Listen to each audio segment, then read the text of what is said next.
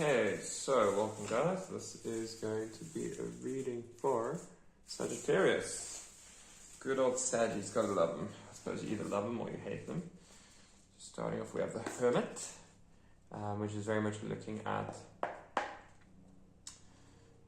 the unseen, and kind of looking to find a way to hold that unseen energy, and learn how it is that you can actually go ahead and validate it in such a way that that unseen allows itself to almost be seen through so that the unseen is seen through the seen in a way that we're actually continuing to move forward.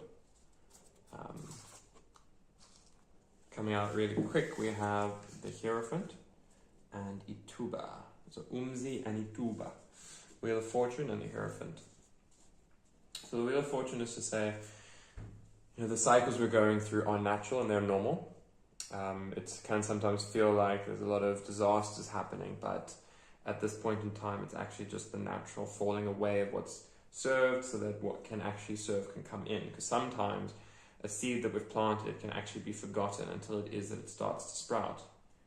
And then, if we haven't prepared the bed properly for that seed, then it's a case of we need to allow ourselves the compassion to know that, okay, there's going to be a reorientation happening. This is also very much the case of you're wanting to recognize that the community, and this can be an internal community as well. It is obviously speaking about the external community and how it is that they connect. But it's about finding favorable relations through working together. And sometimes when these sort of situations arise, it can feel a bit difficult almost, because it's, where we want to rely mainly on intellect, we're actually needing to rely heavily on intuition as well. And only when we bring both of these elements together are we actually able to then start coming to the space of love. And a reminder that this love is internal first. It's very much one of those that one needs to cultivate within, and it's slow. It's as slow as fast as you want it to allow it to be.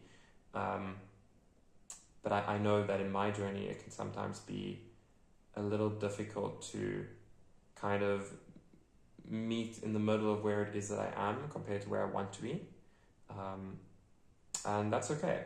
It's very much allowing the waters of life to move you. And it's very important then to go into water, specifically as big a body of water as you can manage. The ocean is always game number one, or number one winner. This is because of the actual reconnecting cycle that it has with us. When we go into a large body of water that's connected to the tides, to the moon, and to everything, then it is that we are allowing our body to reconnect with the planet, with the cycles, with the seasons. And it's an important way for us to actually hone our intuition, because what we see as intuition is also a cultivated piece of awareness of what it is that's moving through us, as us.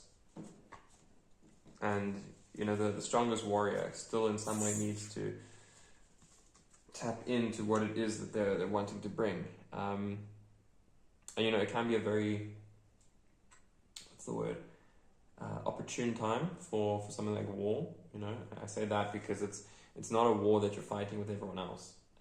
It can take that perspective, but it's a really, really important one to actually look at, as the fact is that all the wars you see outside of yourself are in some way perpetuated by the war inside. It is a bit of a difficult time to kind of almost integrate that, and I'm just sitting with that as well, to be honest with you, because when there's fighting, it doesn't matter if someone wins and someone loses, there's still loss. Even if you're the winner, your win is at the cost of someone else. So that's where I find that the foundation of intuition and intellect is important. We need to allow ourselves to listen to the voice inside, the voice of our heart, so that we can slowly actually create communities that really, honor the cycles, that honor where we've come from and where we wish to go. Because it's only by doing this that we're actually able to, acknowledge the sorrow, we're in a very deep time and space of sorrow, as we all know. But I almost have a feeling that no matter what, there's always sorrow, and it's just finding out what it is that we're going to do with these, and not to be so sorrowful that we forget to also see the spark of light that is presenting itself to us, and learning how to like almost take gratitude for where we are, and then slowly looking to move forward to where it is that we can be. And that's an important thing, you know. It's only as we allow ourselves that excitement that we are able to actually then like make forward progress. And it's apt that this comes out with Sagittarius, because you know Sagittarius, they're moving fast. I'm a Sagittarius myself, and the more that we like almost feel that, specifically with what's the word, with our emotions, you know, because we have the passion, we have the fire, and it's amazing, but it does mean that we can burn ourselves out. Currently where I am, it's a very hot day, and it's just this incredible feeling of just like, oh my god, it's just so hot. And it has had this feeling of like burnout the whole day with it, and it's super interesting to kind of acknowledge, because it's kind of just, you know, mirroring the size of that fire within.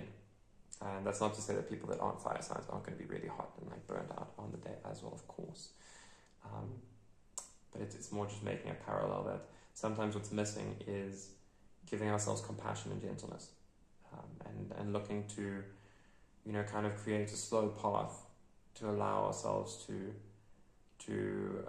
conquer the demons that we hold inside, because we're all holding demons one way or another, and it's a case of we're going to keep coming to face them. And it's only when we realize that the challenge is to move through them in a way that supports ourselves and others. And here we have the Hermit again, Induna.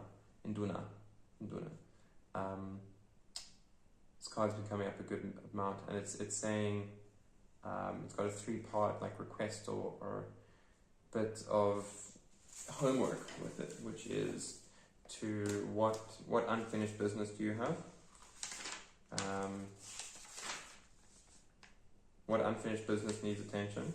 What concerns do you have about time? And start a dream journal.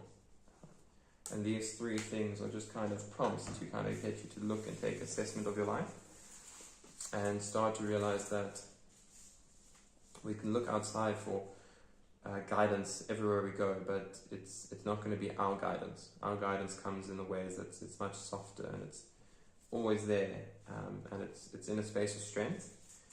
And through that strength, you know, because it takes strength to move through phases of isolation or just sitting with oneself, and knowing that isolation, that sitting with yourself, is what's positioning you in the opportunity to actually allow yourself and your dreams to come true in exactly the way that you imagine them to, like a star that shines bright in the sky. Only by keeping your eye on it are you able to track its course. And that is, you know, that tracking of course is speaking of course about, you know, actual movement and energy, because that's what that requires. It requires an element of motion and letting go of what was to allow what is, and always has been in. And from my experience, that sometimes has my intellect come up a lot. And I even caught myself recently with a lot of, what do I need to know? You know, asking, what do I need to know? Just, you know, in terms of like self-discovery and looking to discover and kind of get a better idea of the landscape here. And it's not a bad question per se, but it also had me really realize that what do I need to know is also kind of running from what do I know already?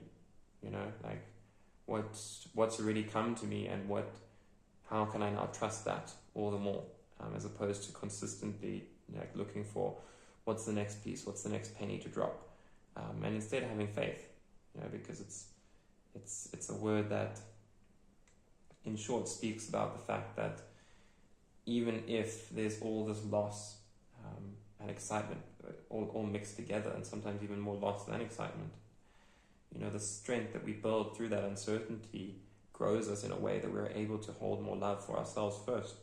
And then from there, we can look to find the intuition to know what love is then good to allow in beyond that. So yeah, that's that for now. I'm going to be getting in on these a good bit here and there. If you have any questions, let me know. Any requests, let me know.